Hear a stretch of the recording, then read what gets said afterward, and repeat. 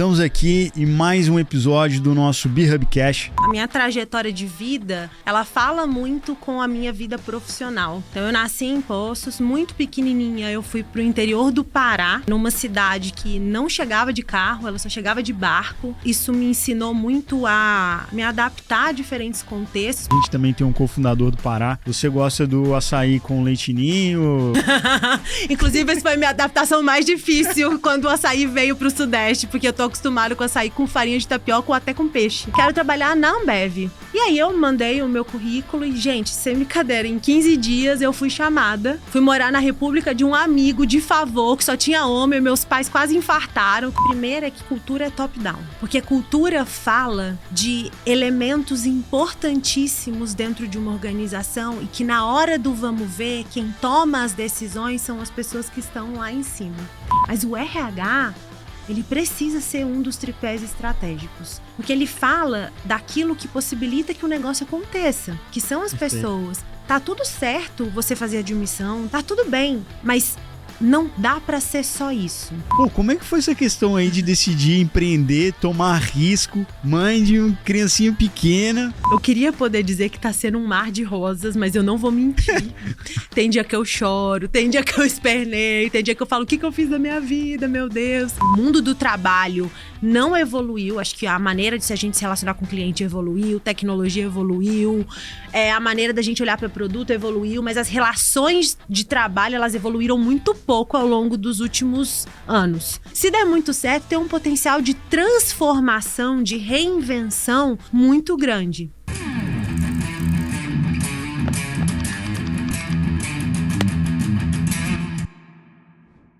Fala, empreendedor, empreendedora. Estamos aqui em mais um episódio do nosso B-Hubcast, nosso papo de empreendedores.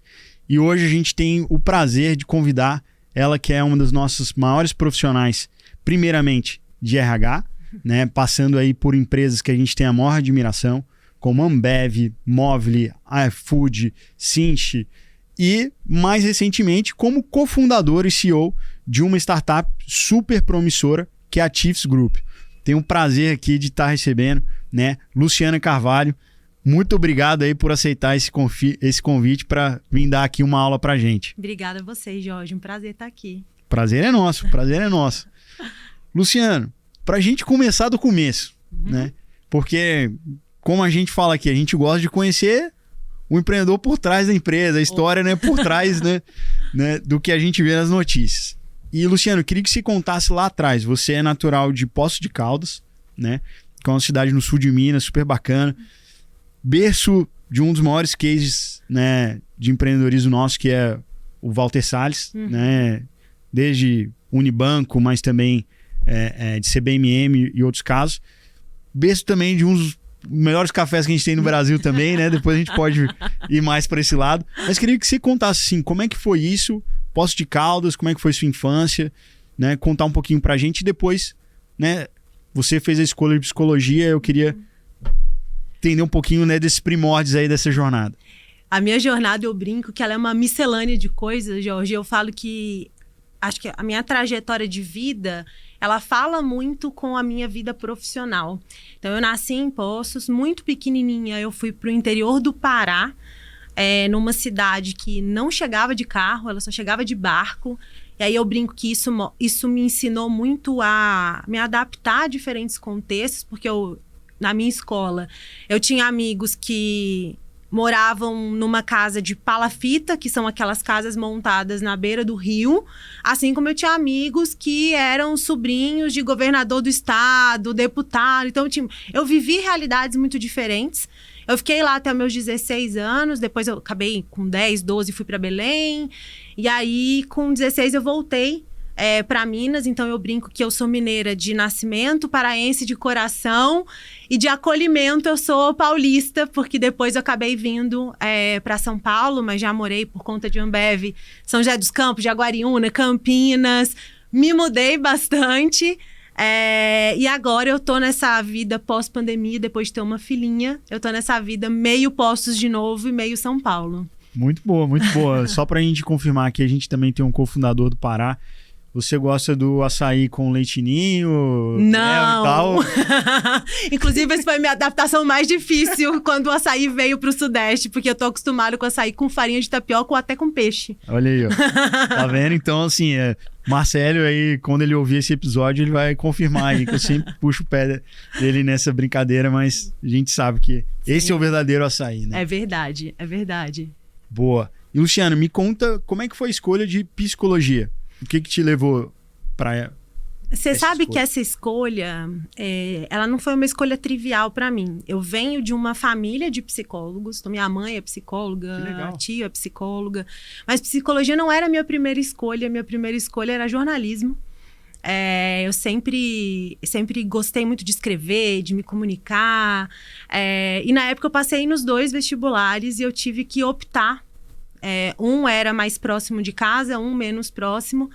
Naquela ocasião, eu estava numa situação familiar um pouco delicada e eu optei por uma faculdade que era mais próximo da minha casa. Então, psicologia foi muito mais por conta do meu contexto familiar do que, nossa, quero ser psicóloga e psicóloga é, de fato, o que ressoa em mim. Tanto que eu acabei não indo muito para clínica, fiz coisas diferentes, mas não comecei em RH. Comecei minha carreira com psicologia da saúde. Olha só.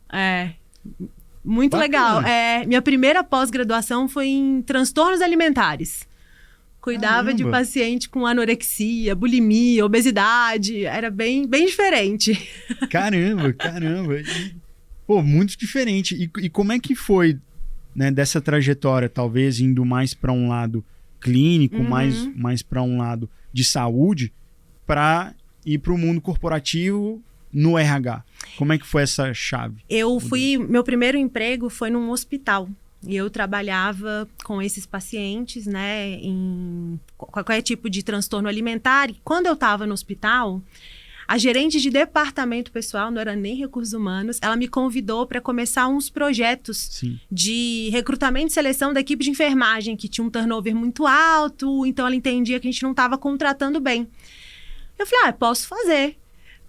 Acabei gostando muito dessa vida e o tempo que eu dedicava para os pacientes começou a ficar cada vez menor e eu me apaixonando mais e mais por recursos humanos. Até que eu pensei, bom, se é isso que eu quero, talvez aqui, nesse ambiente, não seja o melhor ambiente para eu aprender e me desenvolver. Nessa ocasião, eu tinha ido ao dentista, abri uma revista, para quem não sabe revista, aquele negócio, gente, que folheia para os novos. Mas eu estava folheando uma revista Veja e tinha uma campanha da Ambev que era chamada Feita por Gente e Sonhos.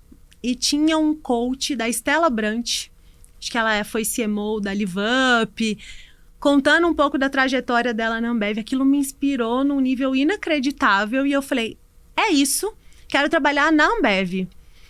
E aí eu mandei o meu currículo e, gente, sem brincadeira, em 15 dias eu fui chamada para assumir um projeto para tocar o programa de trainee da Ambev. Eu nem, assim, gente, eu não tinha casa. Fui morar na república de um amigo de favor, que só tinha homem. Meus pais quase infartaram. Como assim? Você vai morar na casa de um monte de homem? Sim, vou. E foi assim que eu cheguei na Ambev. Lá eu trilhei um caminho que eu tenho muito orgulho. Poxa, que legal. Bom, assim, todo empreendedor sabe, conhece a história, né? Não só do Jorge Paulo Lema, mas de todo o 3G. E também da Ambev. E a Ambev, uma coisa que é tão bacana, e eu queria que você contasse um pouco da perspectiva até de quem viveu isso. Poxa, quando eu penso em Ambev, eu penso em 2 coisas. Uma, eu penso a cultura, que é uma cultura super focada em desempenho, meritocracia, até um pouco criticada hoje em dia, mas uma cultura muito forte. E a outra coisa é programa de trainee, que é, contrata o pessoal muito bom, com muita vontade, com muita sede, e desenvolve esse pessoal que depois acaba tomando desafios muito grandes e até expandiu esse modelo internacionalmente, né? Então, é um dos grandes cases de cultura e cultura forte, né? A gente brinca aqui que não tem cultura fraca, não é cultura boa e ruim, mas tem cultura forte e fraca, então claramente isso. E esse programa que foi tão legal, como é que foi essa vivência? Eu queria que você contasse qual que é o segredo aí também do programa de trainee, que é, exemplo para todo mundo. O programa de trainee da Ambev, do meu ponto de vista, é um dos programas, eu não sei como está hoje, mas naquela época era um dos programas mais bem estruturados. Total. Que eu consegui experimentar e ver, e fiz muito benchmark, porque quando eu fui para tocar o programa, a gente fazia tudo, a Ambev nunca terceirizou o programa para nenhuma empresa parceira fazer. Então, era a gente que fazia tudo, desde a concepção da dinâmica de grupo até a entrevista final com os vice-presidentes. E aí é muito legal, porque nessa minha passagem pela Ambev conduzindo o programa de trainee, eu tenho o maior prazer em dizer que eu fui parte da contratação da Mariana Dias, que é CEO da GUP. Sim, sim. E do Lucas Marques, que é um dos fundadores da Melius. Que legal, então, cara. a nossa história animal. se conecta aí. A minha deles, então é muito legal, a gente tem uma proximidade por conta disso. E para mim, o grande diferencial do programa de trainee da Ambev, Jorge, é justamente a capacidade que a gente tem ao longo do percurso, né, das etapas do programa, conseguir capturar a aderência à cultura. Então, como é um programa que as pessoas não exige experiência de entrada, é muito mais personalidade, fit cultural, isso fala também muito da cultura. Né? E não é à toa que cultura organizacional é o meu tema favorito da vida, o que eu mais gosto de falar, porque eu tive sorte de passar por empresas com culturas muito fortes. Né? E eu fiquei na Ambev quase 7 anos, e para eu sair da Ambev foi um processo muito intenso, porque eu tinha medo de não me adaptar a uma outra cultura. Porque a cultura, quando ela é forte, você não sabe mais o que é seu e o que é da empresa. Você se mistura tanto, seus valores se conectam tanto, que você já não sabe mais. Né? E para mim esse é o segredo. Né? A Ambev tem uma cultura tão clara, tão coerente, tão consistente, desde o VP até o o operador da linha de produção, todo mundo ouve aquilo de maneira insistente, constantemente, em todos os fóruns em que se reúnem as pessoas, se fala de cultura. Então, vai ter o maior evento do Brasil, que chamava CEOs na época, não sei como chama hoje, mas é o encontro de toda a liderança da Ambev. O CEO começa falando de cultura. Não se fala de outra coisa. Né? E aí você vê aquilo no dia a dia, não está só na parede ou na caneca, está no comportamento das pessoas, está na forma de liderar, está na maneira como se tomam as decisões. Então, eu aprendi muito de cultura na Ambev. Legal, bacana demais. E me conta o seguinte...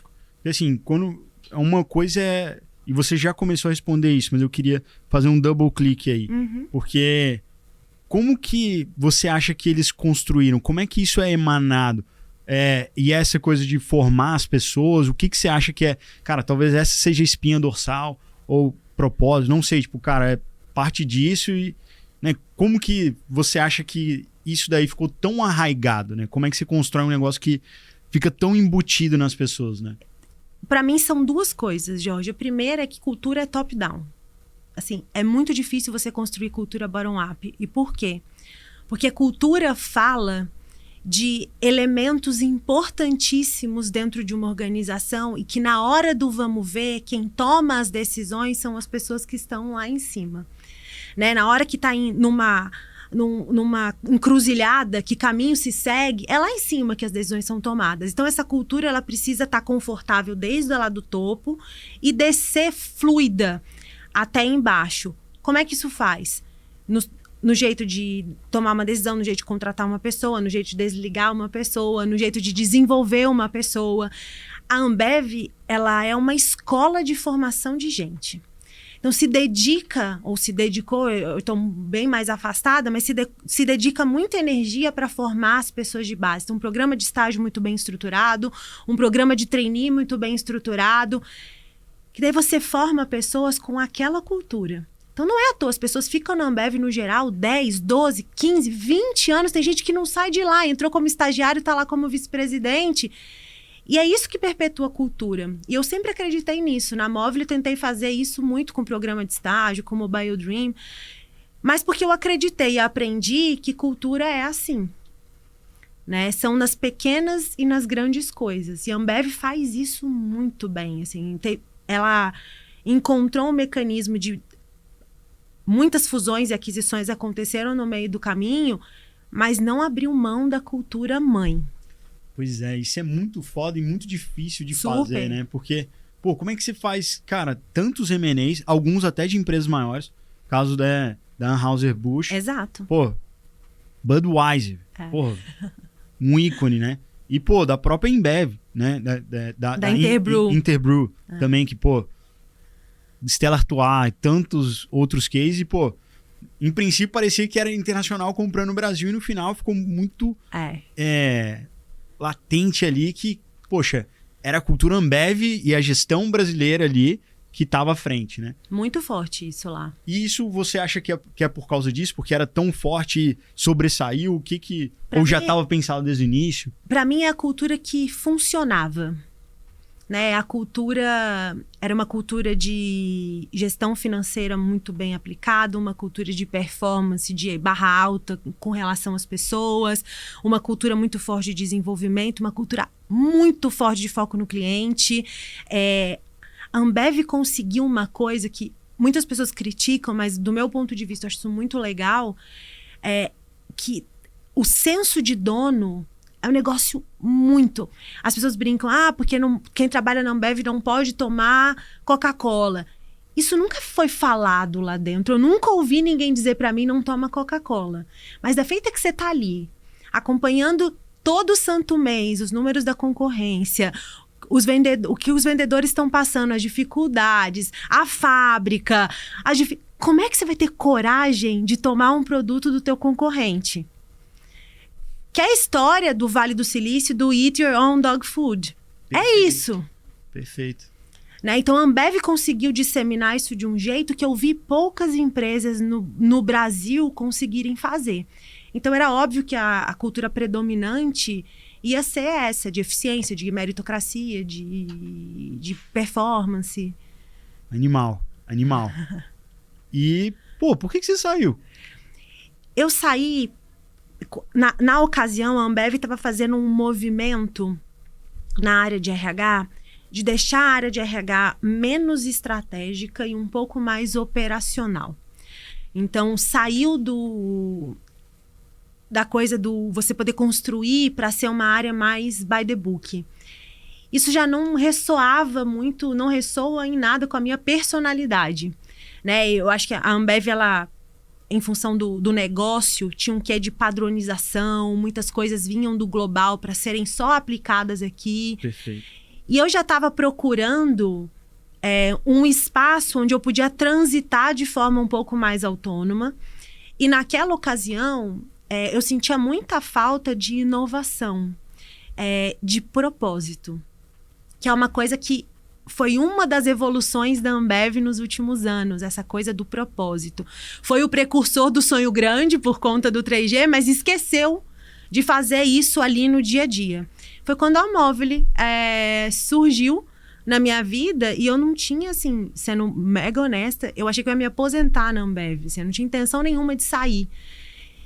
Mas quando a Movile apareceu e a Movile traz muito da cultura da Ambev em muitas coisas, performance, meritocracia, cultura forte, e trazia do mundo de tecnologia, que era um mundo desconhecido para mim, trazia aquela coisa da inovação, da agilidade, do aprender e corrigir rápido, do errar, que é uma coisa que na Ambev naquela época não era muito bem aceito. Eu falei, poxa, tá o melhor dos mundos aqui, o que é conhecido e que eu gosto, me identifico, e o que eu estou buscando. Foi aí que a Movile apareceu e eu entrei no ecossistema de tecnologia. Bom, acho que assim, claramente fez todo sentido, né? Essa escolha. E ao mesmo tempo, eu queria te fazer uma pergunta assim, porque numa primeira impressão, parece que tem um certo antagonismo. Uhum. Né? Porque, igual você falou, pô, meritocracia, performance e tal. Pô, em startup você precisa inovar. Sim. Né? E o próprio Fabrício, ele traz um negócio, um conceito que é aquela questão, né? De você vai... Transatlântico é difícil de mover, aí você manda o jet ski, pô, deu certo, encontrou algo, aí você vai. Mas o erro, né? A tentativa e erro, lidar com fracasso é quase que constante. Startup. Como é que é isso, né? Tem esse antagonismo ou não? É uma outra forma de ver meritocracia? Como... Como que é isso? Acho que você falou bem, assim, o Fabrício, ele sempre trouxe o conceito de ambidestria organizacional, né? Que a Movile, ela foi se reconfigurando. Acho que em 6 anos de Movile eu vivi 3 Moviles completamente diferentes. E nessas reconfigurações, você vai entendendo o que é que dá para errar e o que é que definitivamente não dá mais para errar. E a Movile, por naquela época ser um ecossistema de empresas, a gente tinha empresas que eram cash cow, de alguma forma, que dava fôlego financeiro para a gente fazer novos investimentos, e aqui não tinha muito espaço para ficar errando. E quando a gente precisava disruptar alguma coisa, a gente criava células bem pequenininhas, com pouco recurso financeiro para testar, aprender e corrigir muito rápido. E o Fabrício sempre fala isso, que a gente era bom mesmo era de errar. E do outro lado, eu tinha um mundo de oportunidades de construir coisas e vendo se essas coisas funcionavam ou não. Então, exemplo, a gente teve uma ocasião que a gente queria construir lá, a Alibaba, criar um super app. A gente foi testando. Algumas coisas deram muito certo, foram pro iFood, né? E se acoplaram lá. Outras coisas deram muito errado, a gente jogou fora e tudo bem, faz parte. Outras coisas deram certo, só um pedacinho a gente usou na Wave. Outra coisa foi pra não sei onde. Criou Movile Pay a partir de uma tentativa dessas de super app. Então, assim, acho que no ambiente de tecnologia, Jorge, eu sinto que as coisas são mais fáceis, assim, é mais tolerável essa questão do erro, do acerto, do corrigir, porque está muito no DNA das pessoas que vêm. E se não tá e você traz, é um processo de adaptação que é natural. E se a cultura é forte, se isso é claro, se isso é aceito, se isso é permitido, tá tudo bem. Pra gente, meritocracia tinha a ver com aquilo que eu me proponho fazer, eu faço bem feito. Então, todo mundo tinha meta. A meta do cara de inovação não é meta de resultado. Perfeito. Né? De receita. Não é essa a meta da pessoa. É testar o produto, validar um conceito, botar um MVP para funcionar. Que é diferente do cara que cuidava de uma empresa mais madura. Sim. Não, e também até o business model, né? Assim, poxa, ali é um negócio muito focado em eficiência, altamente competitivo, mercados maduros, né? E, poxa, em startup a gente tem realmente essa dinâmica, assim, você não sabe se vai dar certo ou não. Aqui, o que a gente tenta fazer, guardadas as proporções, e o que a gente está tentando implementar aqui é, assim, como é que eu posso dizer? O rigor na formulação da hipótese. Isso. Na formulação do problema que a gente quer resolver. Então, a gente procura ali, entender sempre a causa raiz daquele problema. Aí a gente formula uma hipótese. Aí dentro dessa hipótese que a gente está formulando, a gente fala, olha, cria aqui qual que é a métrica de sucesso para você validar ou não essa hipótese. E aí a gente vai ao mercado e testa.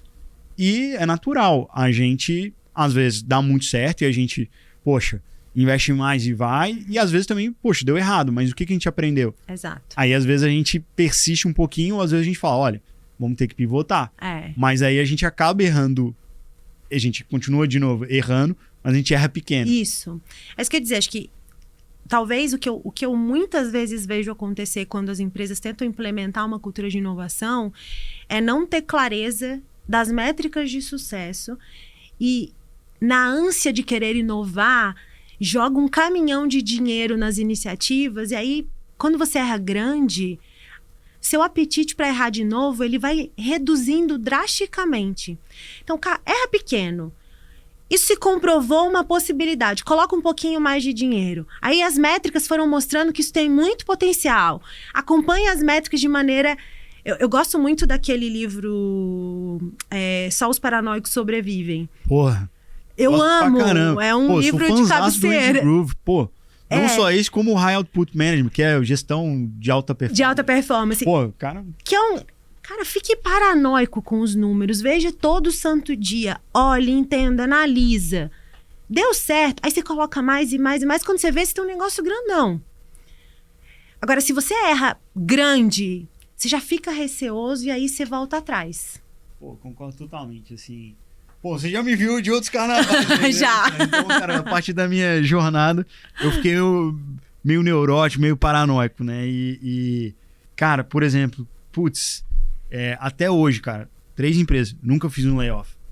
E eu imagino que deve ser duro. Vou até te perguntar depois se você já fez isso. Mas é uma coisa que, tipo assim, pô, eu realmente, cara, sou meio neurótico de, entender, velho, o que a gente tá fazendo. Pô, a gente captou, graças a Deus, 2021, a gente, o time foi perfeito. Pô, a gente captou 180 milhões. Hein, Jorge? Pô, uma vez na vida a gente tem que dar sorte. Como dizem, a sorte não fica do lado de gente que faz coisa errada, né? Pô, não sei, mas, cara, uma vez na vida a gente tem que dar sorte. E, pô, só que, cara, desse dinheirão que a gente captou, tem lá 140 na conta.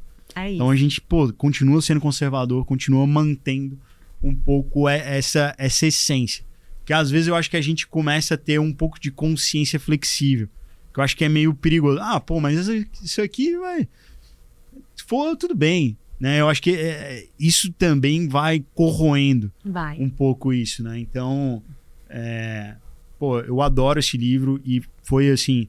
A operação que eles fizeram lá de ter que pivotar, sair do mercado de memória e ir pro mercado de processador, é lindo. É lindo como é que os caras fizeram. Então... E várias histórias dessa, né? Ao longo da história do mundo corporativo, tem um monte de história legal, assim, né? Mas esse livro realmente é um livro de cabeceira que toda vez eu dou uma olhadinha nele. É um dos meus também, eu adoro. E, bom, então vamos... Só pra gente fazer esse recorte e a gente não perder. Fazendo um recorte, não sei se você chegou a viver isso, mas a gente está vivendo o inverno das startups. A gente tem várias crises no Brasil, não sei se você chegou a viver uma crise assim, bem latentes durante o período da Amobile que teve que fazer isso. Talvez 2020. Com a pandemia a gente teve...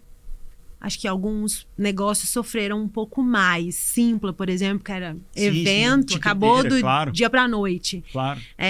Mas a gente não precisou fazer layoff. A gente conseguiu se organizar. E para mim a beleza da Amobile nessa ocasião era o fato da gente ter mesmo um ecossistema. Então, a Simpla não foi bem, mas foi a época que o iFood explodiu. Total. Né? Então, muita gente que estava na Simpla, a gente conseguiu transferir para o iFood. Que animal. Então foi um negócio, muita gente a gente conseguiu transferir para Wave. Então assim, a gente acabou conseguindo remanejar as pessoas para dar fôlego para Simpla se reinventar nesse processo, né? Que animal. E agora já tá com tudo de novo, né? Eu não vivi layoffs na minha trajetória, eu tenho sorte. Que bom. Eu também. Tenho azar em outras coisas, mas nessa... É isso. Isso eu não vivi. Boa. Mas aí me conta um pouco. Então você chegou na Amobile e, a Amobile tem um ecossistema super robusto e você foi indo cada vez mais e virou CHRO lá, que é Ultimate Leadership de RH. Isso. Conta pra gente, assim, você nessa posição, o que você fala? O que é o RH estratégico? O que é o papel do CHRO, né? Será que a gente chama de RH? Pessoas... Como é que é o... Falando assim, o que é o estado da arte em RH?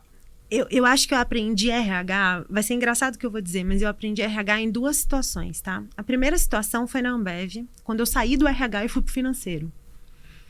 Então, eu falo que foi... Eu sempre marco isso, porque foi a melhor decisão de carreira que eu tomei na minha vida, que foi sair da minha zona de conforto e ir para minha zona de absoluto desconforto. Você pensa assim, uma psicóloga no financeiro, imagina a confusão, com 10 pessoas diretamente reportando para mim, 150 indireto, cuidando de 40 milhões por mês. Assim, era um negócio desafiador. Total. Mas eu consegui olhar a empresa de um outro lugar.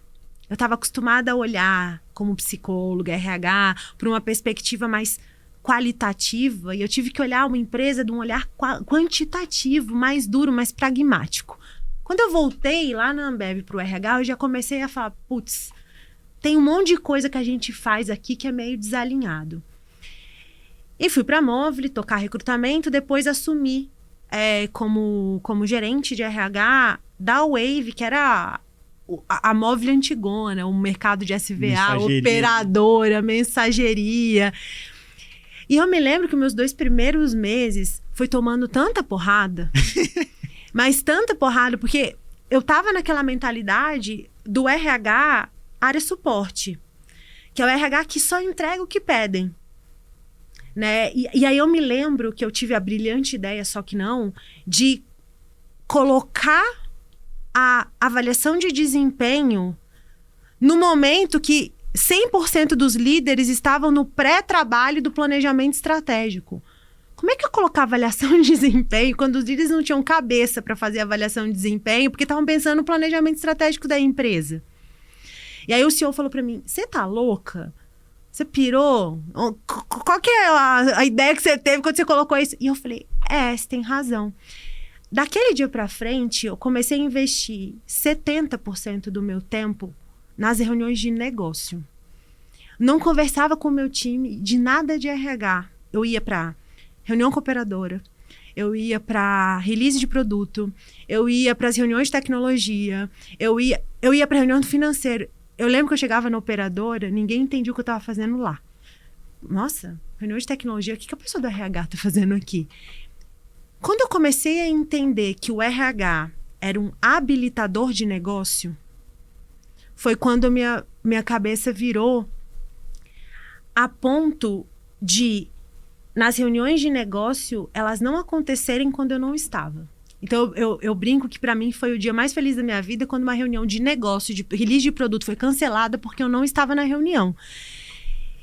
E eu lembro que eu ia para as reuniões mensais de resultado e dava palpite em produto, e dava palpite de tecnologia, e mexia e voltava no planejamento de RH, e mudava, e criava outros... Então, para mim, o RH é o RH que senta na mesa e tem o mesmo poder de voz do que qualquer outra área. Esse, para mim, é o RH estratégico. Perfeito. Né?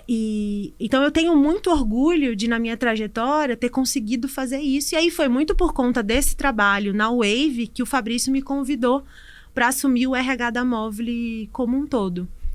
Cara, animal. E eu, assim, animal essa experiência. E eu, assim, o que eu extraio disso? Poxa, o RH, né, deveria ser uma área, assim, muito, muito core. Porque, no final, ninguém faz nada sozinho. É isso. Certo? As empresas são feitas de pessoas. Uhum. Né? Por exemplo, a gente estava falando de cultura, que também é um tema que eu adoro. Pô, cultura é feita de pessoas. Uhum. Então, assim, absolutamente é muito estratégico. Só que precisa ser conectado com o negócio. E aí, assim, também um pouco da visão que eu tenho às vezes a gente gasta muito fosfato, muito tempo ali com coisas que não geram, né, ROI, não geram retorno ali sobre o investimento. E até, assim, puxando um pouco a sardinha, mas, pô, a B-Hub é um pouco disso. Tem coisa que, assim, putz, são mais repetitivas, são coisas que não é o que vai fazer o seu produto ser melhor, a sua empresa ser melhor, mas você precisa ter garantia de compliance. Pô, é o chamado back-office. Pô, mas eu acho que o RH fazer muito pouco, admissão, pô, extinção de vínculo, folha, cara, eu acho que não é isso, é muito mais pensando em estratégia. Pô, cara, a gente tem essa vaga aqui, cara, que, putz, isso essa pessoa vai liderar tantas pessoas, vai ser uma liderança chave aqui, pô, precisam ter nossos valores, como que a gente faz o planejamento de carreira das pessoas, como é que a gente cria um ambiente legal, como é que a gente alinha as pessoas, como é que a gente, né, consegue divulgar e permear a cultura em toda a empresa. Essas são as coisas que são intimamente ligadas ao sucesso ou não do negócio. Não esse trivial, e muitas vezes a gente acaba falando, é suporte, eu vou só fazer isso. Cara, não, acho que E também o financeiro, às vezes, né? Pô, vou pagar a conta. Cara, não é isso. É muito mais do que isso, né? Eu sempre brinco, né? Que pra mim o RH ele é um dos braços do CEO. Ou ele é o direito ou ele é o esquerdo.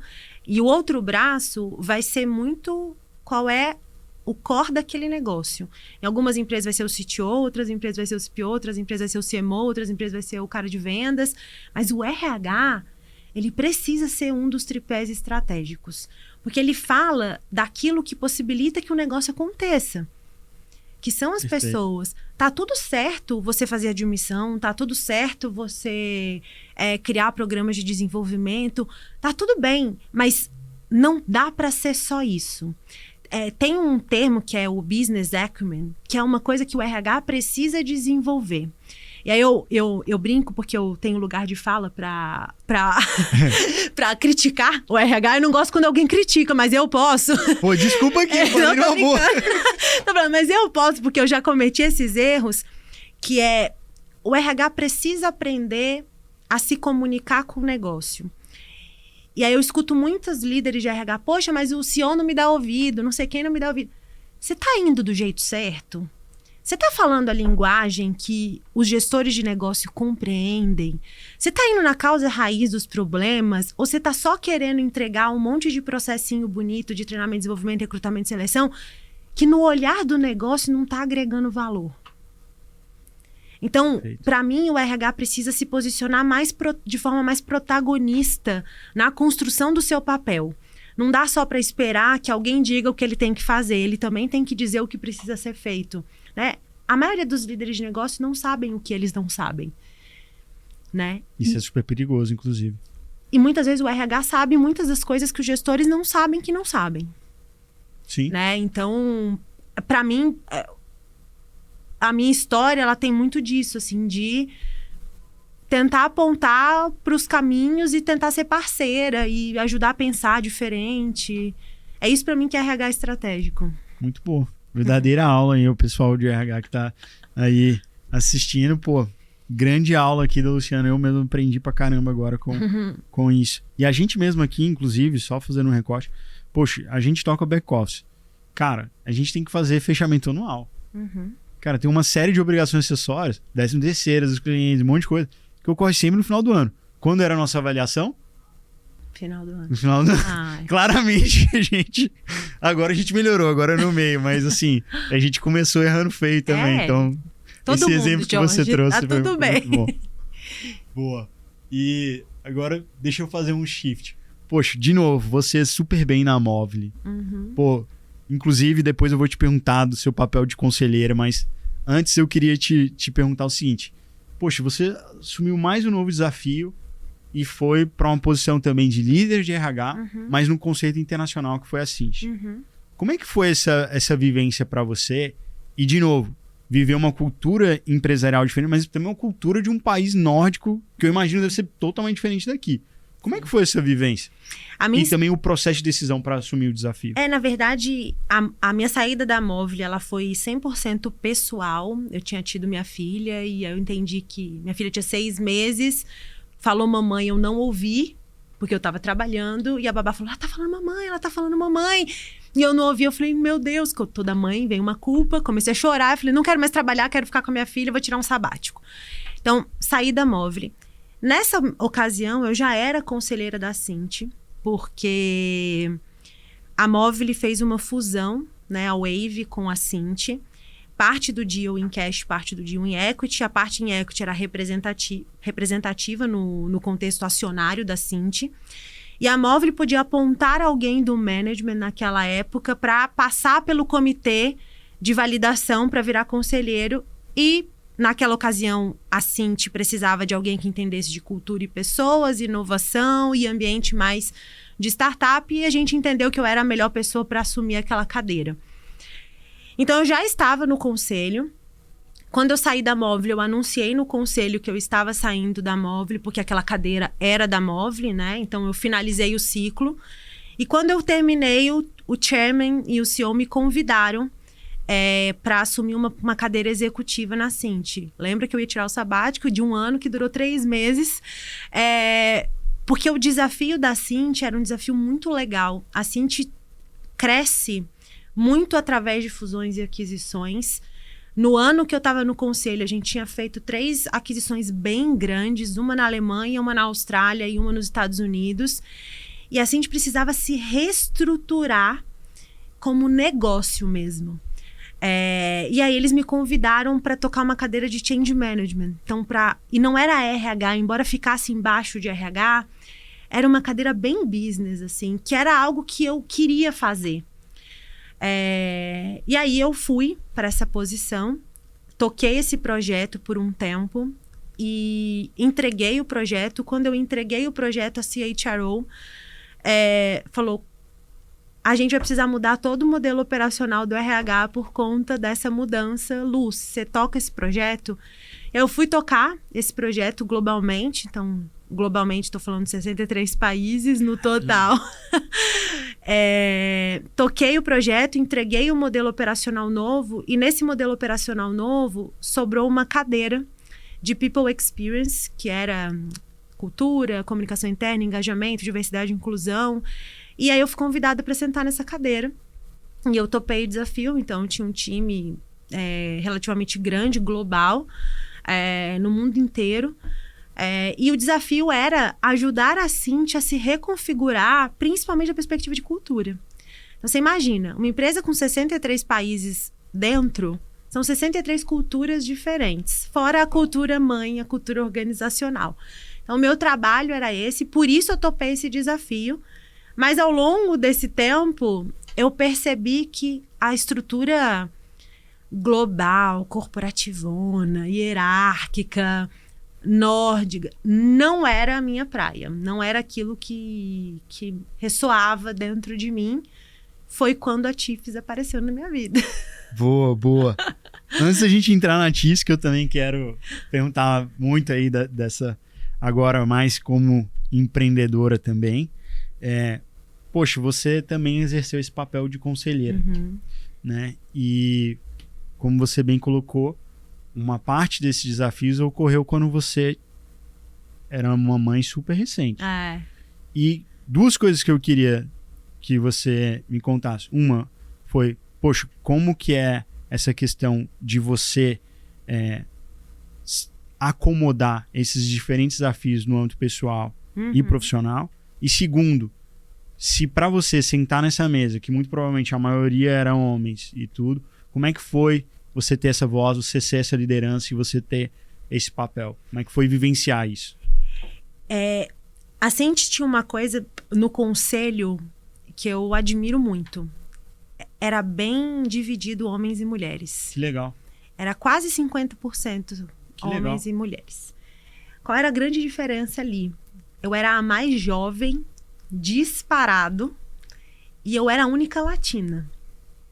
Então, ali sim teve um desafio de como é que essa pessoa tão jovem vai sentar aqui para conversar com a gente. Então, teve um desafio disso. E o mais legal do que eu vivi ali é que tinha muita abertura, porque eram pessoas que não conheciam de América Latina, né? Então, eu tinha muita vivência, muito conhecimento, principalmente a vinda da Wave para a estrutura da Cinti mexeu muito com a cultura, porque a Wave vinha de uma cultura móvel muito forte.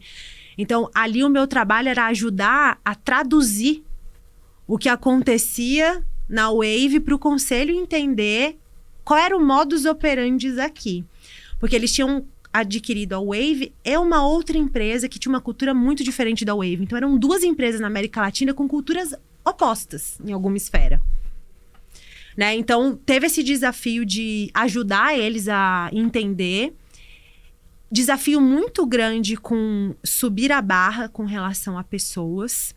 Muito porque, não sei o quanto você conhece a cultura sueca, mas a cultura sueca ela é uma cultura de... Não se demite ninguém na Suécia. Para você demitir uma pessoa na Suécia, você tem que fazer um processo que dura 6 meses, o sindicato valida. Então, é uma cultura bem diferente da cultura latina. Né? Não é uma cultura de performance, é uma cultura diferente. Então, também foi uma tradução de como é que as coisas operavam aqui. E fazer isso, conectando tudo isso com o negócio. Então, eu me lembro que a gente fez essas 3 aquisições e o PowerPoint que chegava de due diligence, quando a gente estava discutindo, de cultura, era assim... Processo de admissão bate com o nosso, não sei o que, bate com o nosso, fit cultural done. Não, gente, pera. Como é que acontece tal coisa? Como é que as pessoas tomam decisão? Quais são os valores? Eles não entendiam cultura. A verdade é essa. Eles achavam que o due diligence de RH era só as coisas operacionais de RH. E ao longo do caminho, eles foram percebendo como isso fazia muita diferença. Né? E isso, com a minha vida de mãe, é uma loucura. Assim, eu falar que eu consegui gerenciar super bem é mentira, né? Tinha dia que era mais fácil, tinha dia que era mais difícil, mas também foi uma decisão que eu tomei consciente. Então, acho que tudo que você toma consciente, você lida bem com as consequências, né? Boa. Também é um ótimo conselho. E como que você faz o paralelo dessa vivência com a vivência na ZUP? que aí é uma fintech, Aham. talvez um pouco mais ligada para o mercado financeiro. Aí mais brazuca, mais talvez nesse sentido menos diverso do ponto de vista de gênero. A Zup, pra mim, o que tinha de positivo, né, de sentar ali, era uma empresa muito aberta a fazer aquilo que precisava ser feito, né? Então, óbvio que eu tive discussões acaloradas, principalmente no que se refere à diversidade, nomenclatura de cargo, coisas que acontecem mesmo. Sim. Mas tinha uma abertura muito grande porque a Zup, ela estava dentro do ecossistema da Movile. Então, de alguma forma, já tinha um funcionamento de mentalidade que era parecida. Era só um processo de ajuste. Perfeito. E como todo processo de ajuste, as coisas levam um tempo, né? Então, eu sinto que a Zup foi evoluindo nesse sentido. Está evoluindo nesse sentido, mas o ecossistema de fintech, de um modo geral, ainda é um ecossistema mais predominantemente masculino, tem se mudado muito, mas ainda é, e eu não sei por quanto tempo vai permanecer. Fato é que tem que começar em algum momento, e eu sinto que está fazendo, as pessoas estão fazendo diferente, Sim. né? Mas eu falo que a gente tem uma urgência com a temática de diversidade, que é uma outra temática que eu gosto muito, que eu sinto que ela pode ser prejudicial. Porque tudo que é feito a fórceps é muito ruim. Porque as coisas, elas têm um processo de construção histórica que é natural. A gente está falando de uma cultura de 300 anos, 500 anos. Como é que eu vou mudar isso da noite para o dia? E se eu tento mudar as coisas pela via da consequência, eu não mudo. Então, não é sobre diversidade de gênero, diversidade de étnico, é sobre diversidade cognitiva. É isso que as empresas precisam. Eu só consigo diversidade cognitiva se eu tiver gente que vive outra realidade social, que tem outro pensamento religioso, que tem outra vivência étnica, que tem outra vivência de gênero. É só assim, mas se eu começar por aí, eu crio resistência, que é o que a gente viu acontecer em um monte de lugares. Perfeito. Né? Perfeito. Bom, agora vamos pro lado... Agora vamos pra vida como ela é. Pô, depois de toda essa jornada corporativa brilhante, um monte de desafio super legal e também um desafio pessoal, pô, como é que foi essa questão aí de decidir empreender, tomar risco, mãe de uma criancinha pequena? Como é que foi isso? Eu queria poder dizer que tá sendo um mar de rosas, mas eu não vou mentir. Tem dia que eu choro, tem dia que eu espernei, tem dia que eu falo, o que eu fiz da minha vida, meu Deus? Mas eu acho que empreender, acho que ia acontecer na minha trajetória em algum momento, muito pela minha personalidade. Eu gosto de ter a sensação de construir legado com outras pessoas, sabe? E então empreender pra mim tem um quê disso, de construir um legado. Quando eu tomei a decisão de sair da Cinti, na semana que eu tomei essa decisão, não necessariamente na semana que eu saí, mas na semana que eu estou decidida que não quero mais, a Cris e a Cecília, que são cofundadoras da Tifes, me ligaram para fazer um bate-papo de mentoria. Como é um negócio de RH, elas falaram, Lu, vamos bater um papo, a gente queria te contar o que a gente tá fazendo e tal, a gente queria ouvir tua opinião. Falei, nossa, claro. E fui pro papo. Quando elas começaram a me contar o que elas tinham na cabeça, eu senti aquela borboleta no estômago, sabe? Eu falei, gente... O pior é que eu sei. Que é isso? Que coisa legal. E eu comecei a ter um monte de ideia. E naquele dia eu não dormi à noite. Com a minha cabeça fervilhando, borbulhando de coisa. Eu pensava, meu Deus. E aí, à noite mesmo, eu mandei uma mensagem pra Cecília e falei, Cissa, tal dia eu já não tô mais na Cinti. Se vocês precisarem de mim pra qualquer coisa, contem comigo. E sei lá, eu saí 8 de novembro da Cinti. Dia 9 tinha um almoço marcado na minha agenda.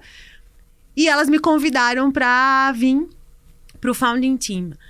Por que o negócio me brilhou muito os olhos, Jorge? Porque é um negócio de talentos sob demanda, executivos sob demanda, tem a ver com educar o mercado não está preparado, o mundo do trabalho não evoluiu, acho que a maneira de a gente se relacionar com o cliente evoluiu, tecnologia evoluiu, a maneira da gente olhar para o produto evoluiu, mas as relações de trabalho, elas evoluíram muito pouco ao longo dos últimos anos.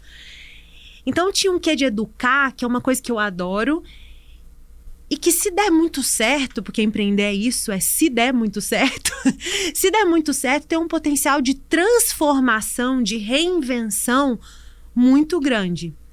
Faz muito sentido, assim, nesse sentido eu acho que a gente está muito atrás. Por exemplo, nos Estados Unidos é absolutamente comum a ideia do fractional CFO, né? Entre outros.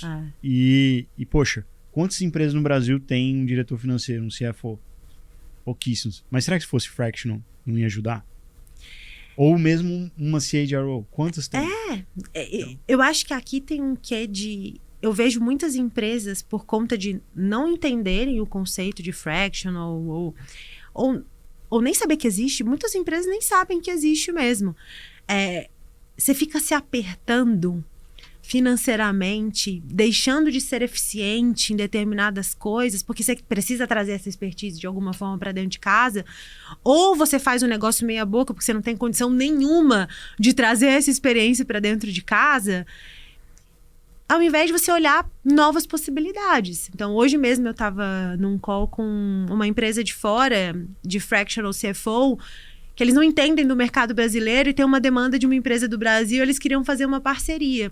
E eu conversando com ele, eu falei, mas quanto tempo você tá nesse negócio? Ele falou, 10 anos. Cara, 10 anos, assim, a gente tá muito longe. Muito. Né? E de fractional qualquer coisa, não é CFO, né? A gente ainda tem aquele preconceito do on-demand, né? Como se fosse o freela. Não é o freela.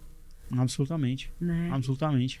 Não, e assim, às vezes é uma pessoa que você simply cannot afford, né? Tá totalmente fora do seu budget. Pô, vai gerar um valor absurdo, então acho a ideia super poderosa. E uma coisa interessante que você contou também, e eu falo muito disso, assim, muitas pessoas me falam assim, pô, que legal que é empreender, pô, você ser seu próprio chefe, fazer seu horário e tal. Cara, você tá completamente errado. Que horário? Você tá completamente errado. Cara, pra você empreender, você tem que ter o sentimento igual você falou. Se não for isso, cara, se você não estiver pensando o tempo inteiro, cara, pô, você vai escovar o dente, vai tomar banho, vai, cara, você tá pensando naquilo, e passou o dia, pô, você continua pensando. Você tem aquele negócio, cara, que você sente assim, né? Cara, eu preciso fazer isso. Cara, não empreende.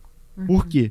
Porque se você for empreender com esse sonho do empreendedorismo de palco, pô, eu quero ficar rico rápido, quero fazer meu horário, ser meu próprio chefe. Cara, você vai quebrar a cara feio. Você vai, cara, perder uma parte do seu patrimônio. Vai ficar absolutamente infeliz.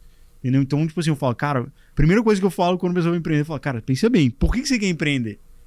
E eu acho que é esse aspecto quase físico que você disse, eu acho que esse é talvez o maior ingrediente, ou o maior sinal que talvez você tenha que empreender, né? E eu acho que essa viradinha de chave, ela é difícil.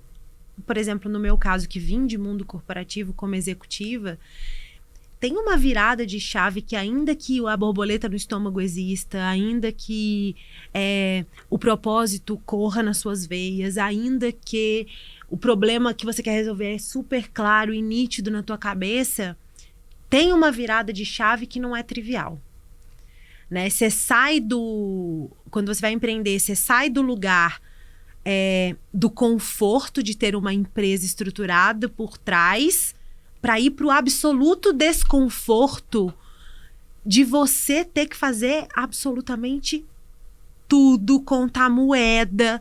Para tomar uma decisão, você tem que pensar numa coisa em detrimento de outra, você tem que acionar seu network de um jeito que você nunca fez antes na sua vida, muito provavelmente, porque antes as pessoas chegavam até você porque você estava logomarcado por alguma coisa, e quando você empreende é o absoluto oposto. Total. Né? E chega até, eu não sei muito a tua história, mas chega até a gerar uma crise de identidade. Porque se antes você se intitular, eu sou a Luciana, CHRO da Movile, agora eu sou só a Luciana. Não é que estou empreendendo e batendo o founder e cabeça. CEO da Chiefs Group. Calma aí, Não, aí. mas eu digo assim, até essa logomarca, né? Você se acomodar nela, você é só uma pessoa. Sim. Que tá batendo cabeça como milhares de outras. E que você pode ser bem sucedido como alguns e pode ser mal sucedido como vários. Perfeito. Né? E faz parte, assim, eu acho que duas coisas que eu extraio dessa questão. Uma, concordo absolutamente com o que você colocou. E assim, quando você tá numa grande estrutura, você tem um pouco de inércia. O negócio já tá funcionando. Consegue tirar férias, consegue... Pô, o negócio tá tocando. Pô, vão vir novos negócios. Pô, de novo, a placa faz toda a diferença. E, cara, vai caminhando. Pô, no ambiente de startup, cara, você tem que empurrar muito, muito pra esse negócio tracionar. Uhum. E, pô, se não é você lá na barriga e no balcão fazendo isso, cara, é muito difícil de dar certo, né? E às vezes, cara, a gente acaba, né, deixando esse músculo atrofiar um pouco. Mas é isso, você vai ter que colocar a mão na graxa, você vai ter que defender, você vai ter que atacar, defender, pegar no gol, fazer tudo. Pô, você viu o cafezinho, gastar sola de sapato. Tudo isso, mas ao mesmo tempo tem o outro lado, que é, poxa, quando dá certo, ou quando alguém vai lá e contrata, tá usando o seu produto e aquilo ajuda, né, impacta a vida da outra pessoa, poxa, é incrível. Eu ainda não sou pai ainda, mas eu imagino que deve ser uma sensação parecida, porque pra mim de empreender, talvez esse seja o sentimento mais maravilhoso. É uma coisa que você fez, que não existia antes e que tá impactando a vida de outra pessoa. Então, acho que isso é muito poderoso. Quase, né, conversando com o que você colocou antes, é quase que assim, poxa, eu vou ter que fazer isso, mesmo com todos os riscos, mesmo com todas as chances de dar muito errado, mas porque, cara, eu vou me arrepender mais se eu não tivesse feito do que mesmo se eu tiver quebrado a cara. E é muito louco, né? Porque se você colocar no papel, eu gosto muito de tomar decisões colocando prós e contras. Eu sou a rainha do quadro que fica colocando prós e contras. Tem muito mais contras do que prós, né? Pior que é verdade, concordo. Pra começar a empreender, em algum momento isso vira o jogo e tá ótimo, mas o começo tem muito mais contra. Total. Tem muito mais dá o extra, dá 180, dá 120, dá 150, dá 300% do que você tem ali. Sim. E na prática, você não é só um profissional. Você é marido, você é esposa, você é mãe, você é pai, você é namorada. Como é que você equilibra tudo isso, né? Então, empreender é muito disso, assim. Muito, muito, muito. Bom, Luciano, maravilhosa esse papo, maravilhosa trajetória e a ideia é brilhante também. Acho que tem Chiefs Group, a gente vai ouvir cada vez mais, que eu acho que é esse processo educacional, mas que faz todo sentido. E agora vamos caminhando para essa parte final aqui do nosso papo, que é esse bate-bola, jogo rápido aqui. Uhum. Então, você que viveu, né, teve experiência com alguns maiores cases de empreendedorismo que a gente tem, a primeira pergunta que eu teria para você é: qual que é a empreendedora ou empreendedor que te inspira? Posso falar dois? Pode. Para mim, a Mari Dias, da Gup, Legal. E o Fabrício Bloise, com certeza. Fabrício Bloise, cofundador da Móvel e atual CEO do iFood. Isso. Boa. 2 grandes cases. Legal. E eu queria que você me contasse também alguma frase ou, sei lá, pode ser tipo um exemplo que também te inspira mais nessa parte de empreendedorismo.